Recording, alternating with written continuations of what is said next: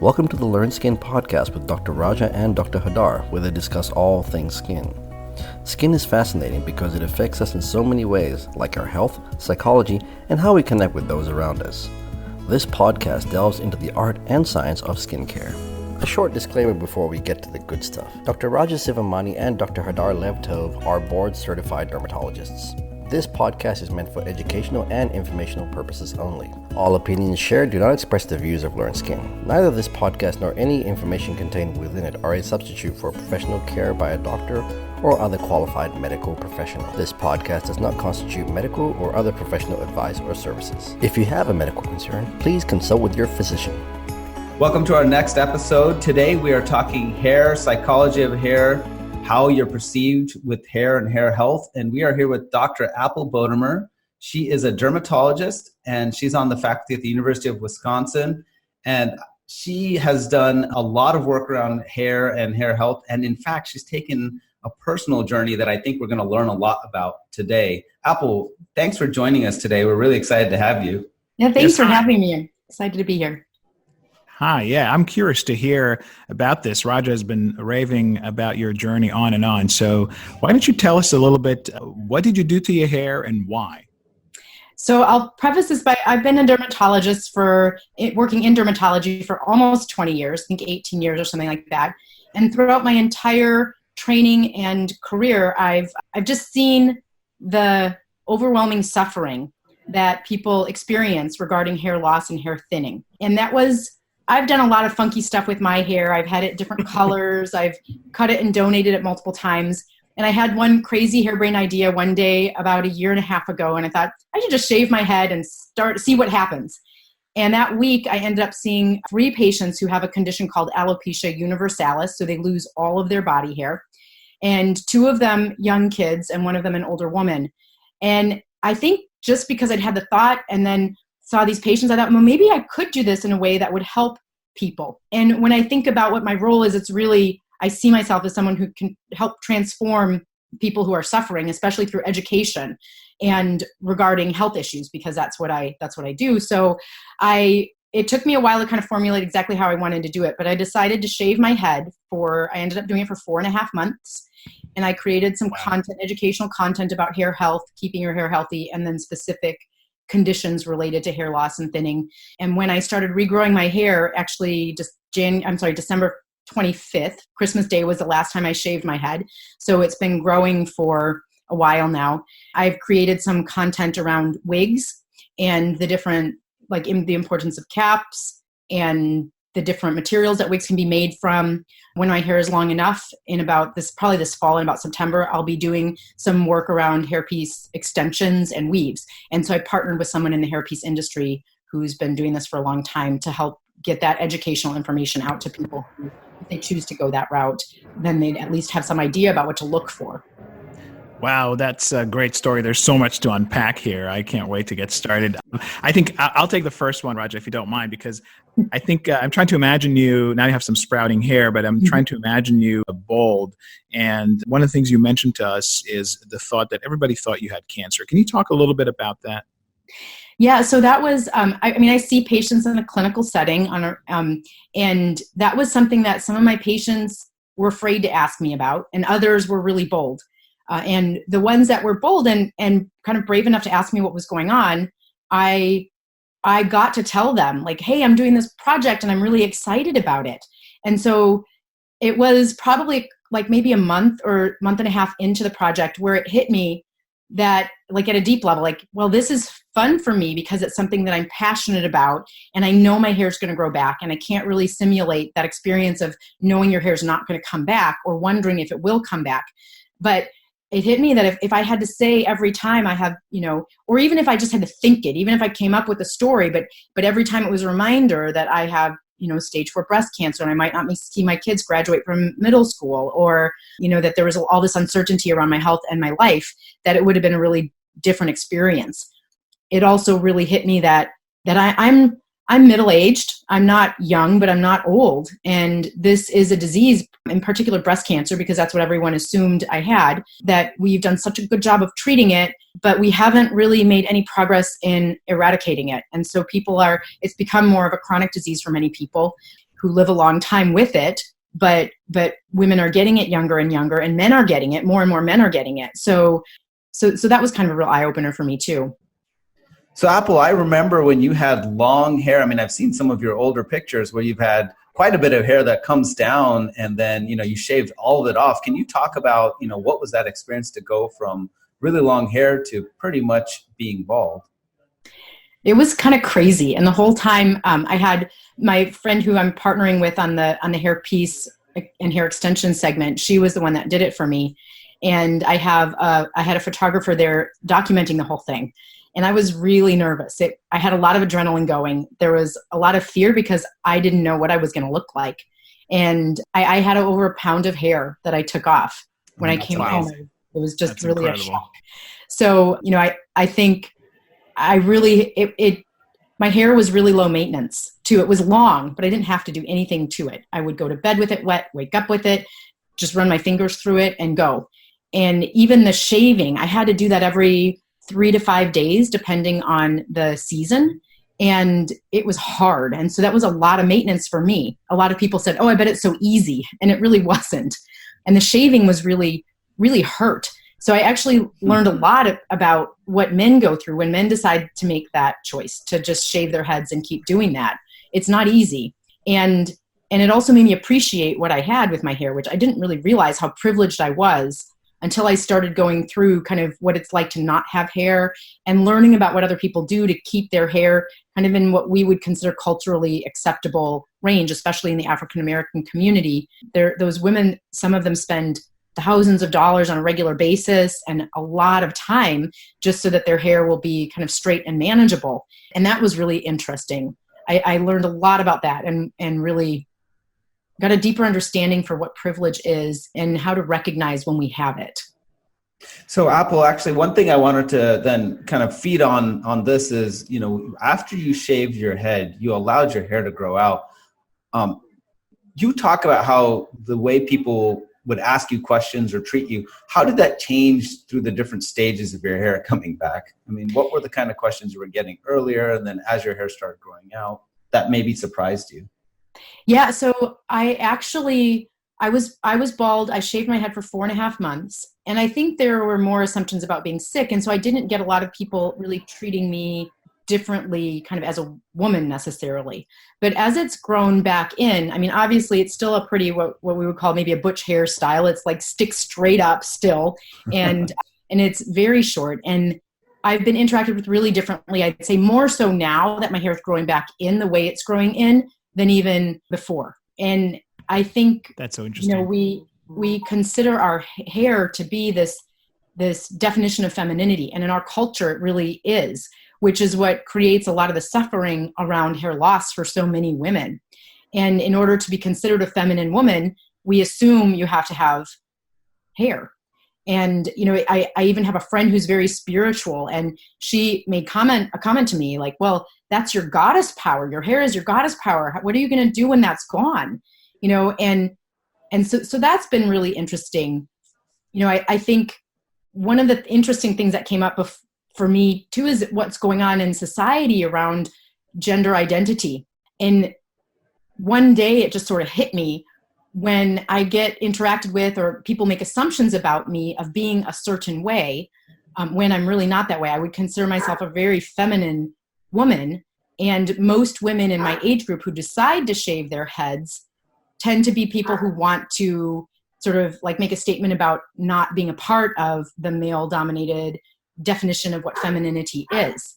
So, and that doesn't really fit me, and that doesn't fit a lot of my patients. A lot of my patients who lose their hair don't have some sort of feminine power thing behind it. So that's been an interesting place for me to explore personally. Like, what does that mean? Like, what does femininity really mean? And also thinking about, especially when I'm seeing my kids as friends and patients that are going through kind of gender transitions, and like what that's like for them. So to have people make assumptions about whether it's your gender or, I've actually had 3 complete strangers come up and ask me if I was lesbian, and totally out of the blue. And I kind of was like, well, what does that matter? Wow. It was really shocking to me. And it was in really strange situations. And so having people make assumptions about you whether it's your lifestyle choices or your gender, like what that's like to live in a situation where where people make assumptions that maybe aren't congruent with how you see yourself.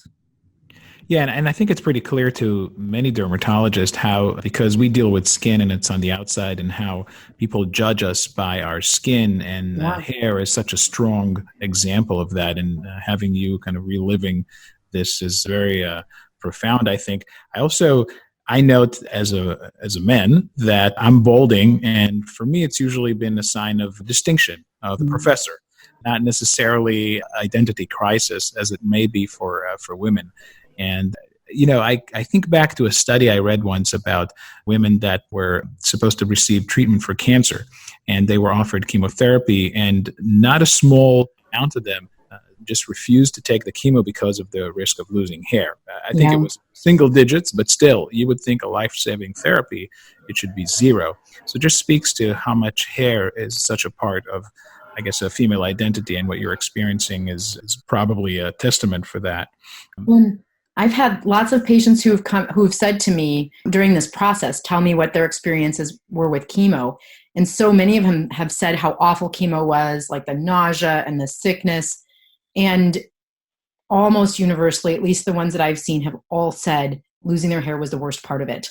That's amazing. And I think it's so important for men practitioners to be reminded of this day in, day out, because we see a lot of patients with hair loss, and you tend to develop that tendency to say, it's not that bad.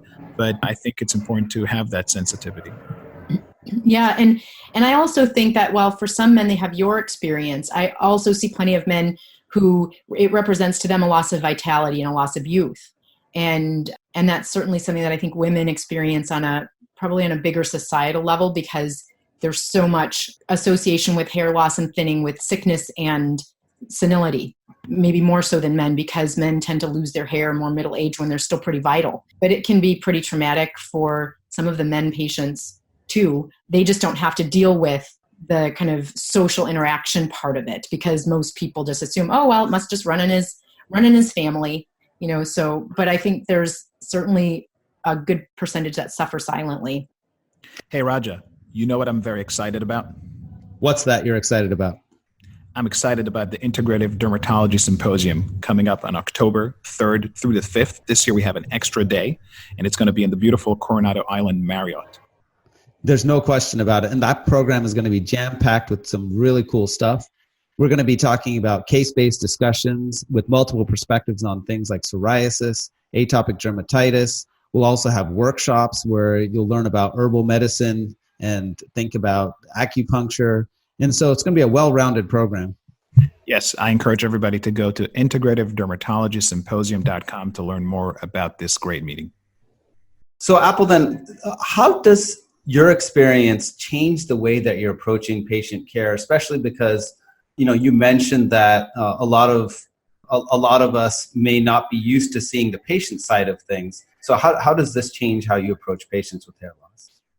Yeah, I think it just has helped me bring more compassion to the whole topic, and to those patients who, we all have seen that we look at them and they have, a huge head of thick hair, but they're noticing a thinning. And they're often the hardest for us to identify what's really going on. And quite frankly, sometimes hard to feel compassionate for when you're like, oh my gosh, this doesn't seem like a big deal to me, but really recognizing that it is a big deal. And even a 10% loss that's noticeable to a woman is really scary, or to a man is really scary. The other thing that it's helped me do is kind of start conversations about how to manage certain types of hair loss, especially when it comes to genetic pattern loss or some of the scarring alopecias, when our chances of making a significant improvement in hair density are not real high. And talking to patients early about, that you may get to a point in this process where you might want to consider a wig or extensions or weaves, and this is what I can tell you about them. And they're not as scary as you think. And these are the things that you should really look for. One little clinical pearl I'll give, or practical pearl I'll give, is that the wig cap is the most important part of wearing a wig. And I had that experience when I went through wearing 2 different wigs. One I was able to wear for the full week. It fit me well. it didn't move around a lot. And I had one cap that just didn't fit me very well, and it was blonde. And so it was a big difference. And every time it moved, I was super conscious, and I just sort of gave up. So making sure that that is the most important thing beyond style and material and all of the other things that we would think about for wigs. And, for me, it's forced me to really look at that stage of hair loss and thinning.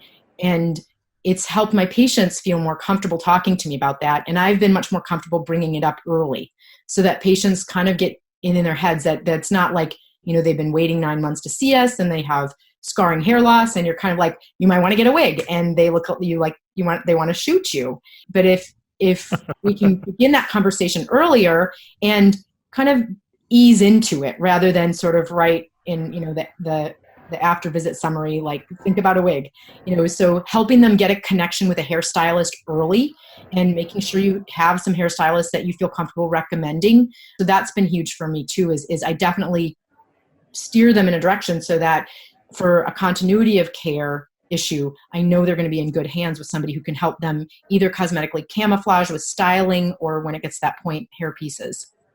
Then how do you engage stylists in your area? Do you have any recommendations on how, as a dermatologist or as a practitioner, how can you reach out to folks that aren't in medicine but are clearly a vital part of this conversation and this experience? One of them I found just because I was paying attention and I was noticing patients with hair pieces and wigs.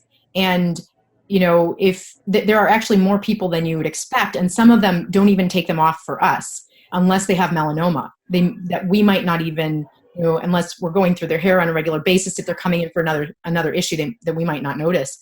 And then I would ask my patients with alopecia universalis and alopecia totalis, ask them, what has been your experience? Is there anybody you've worked with who you really like? So getting recommendations from the patients about who to reach out to, and then calling and saying, hey, I hear that you work with wigs, and I'd like to talk to you about how you deal with these. And is this something you'd be interested in doing more of? Because the last thing you want to do is send a bunch of patients to somebody who hates doing it. And so that was kind of how it evolved for me. I think in the very beginning, I just sort of cold called a couple of stylists. Not a lot. I didn't spend a lot of time doing it. And then when I ended up going and touring her salon and looking at what she was doing, because she deals with a lot of people with chemical sensitivity, and I see people with those issues as well. And I think you mentioned earlier the option of banking your hair. Can you talk about that a little bit? Yes. Yeah, that was interesting. You took the question right out of my mouth, Hadar. Yeah, that's kind of a crazy thing. And this happened, so obviously hair has been this thing that I've been somewhat obsessed about my whole career, because really, I think this was probably 5 or 6 years ago. And it was another one of those in clinical practice. I'm sure maybe you've experienced that you have a run of things. You'll have every day you see 3 people with a certain condition, and totally. then it'll go away.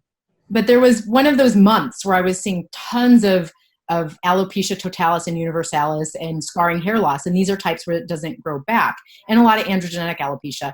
And my mom's hair is thinned over the years. And I kind of was thinking what would I do?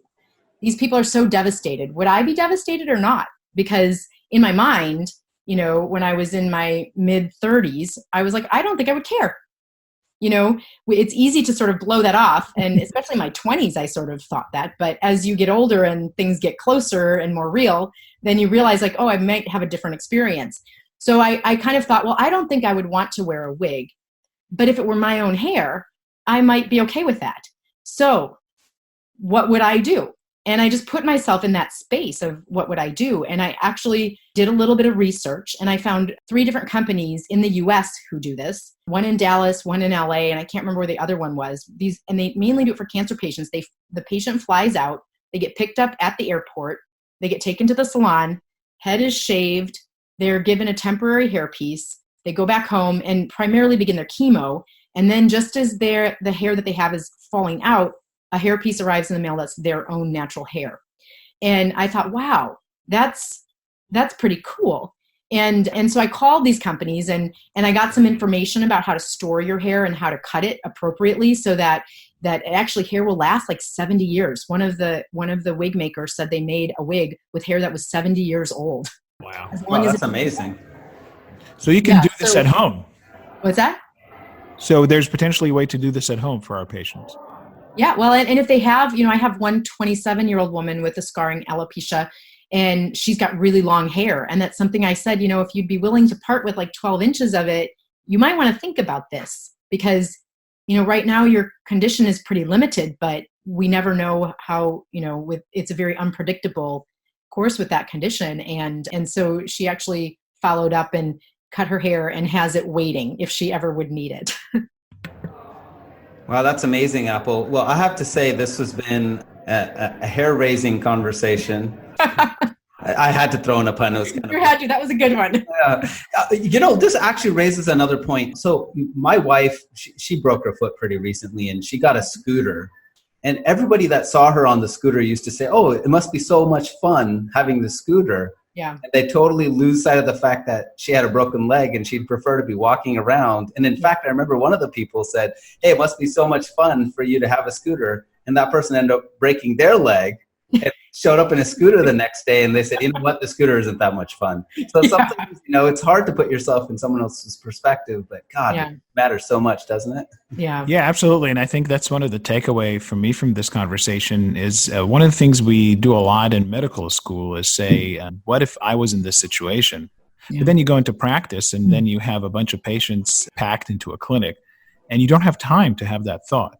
And you see the same condition over and over again, and you lose the person behind the condition. And I thank you so much for helping us see the patients with hair loss again through your experience. I thought it was great. Thank you very much. Oh, you're welcome. And thank you for receiving it that way. Thank you for tuning in with Dr. Raja and Dr. Hadar. This podcast is brought to you by Learn Skin, leaders in integrative dermatology education. Visit learnskin.com/podcast to explore our many programs. Subscribe today and never miss an episode.